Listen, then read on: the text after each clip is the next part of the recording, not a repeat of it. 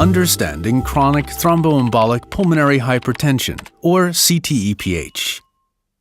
For Steve, climbing up the stairs to his apartment feels like climbing Mount Everest.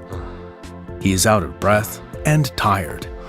Sometimes his lips turn blue and he feels dizzy. Finally, Steve found out why.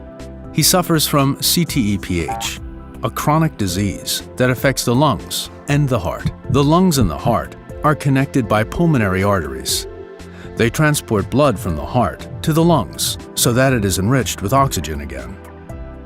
In CTEPH, branches of these arteries are blocked. The reason can be a history of pulmonary embolism, a blood clot in the lungs. If this barrier doesn't resolve completely, it might get attached to the vessel wall and transform into tissue over time. That occludes the arteries. The heart tries to work against the increasing pressure. Due to the high amount of stress, the right side of the heart becomes larger and weaker over time. This is why patients like Steve get out of breath easily.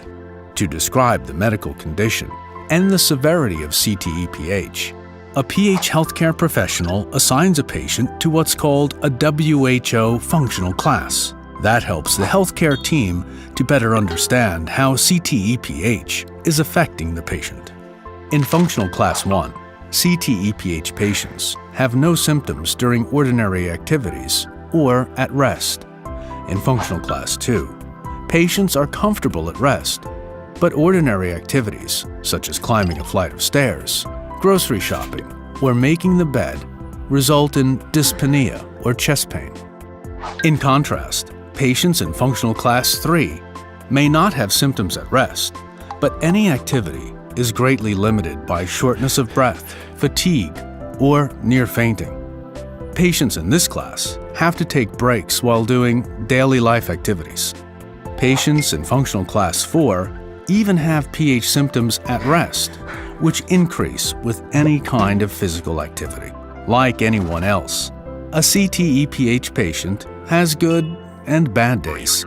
The functional class describes their overall condition, independent of how they are doing on a particular day.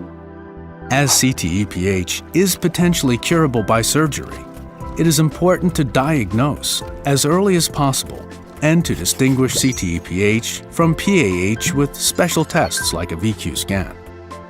For Steve, dealing with the diagnosis was tough at first, but he finds support in a CTEPH specialist. The specialist explains to Steve that CTEPH is the only type of PH that can potentially be cured with surgery.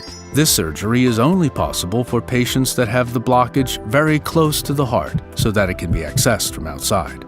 If he has residual or recurrent disease after the surgery or is considered inoperable, he can receive pharmacologic treatment.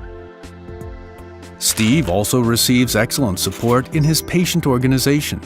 They provide him with a lot of information about the disease, help him to find a PH specialist near where he lives, put him in touch with experts if he wants psychological counseling, and give him a chance to exchange experiences with other patients.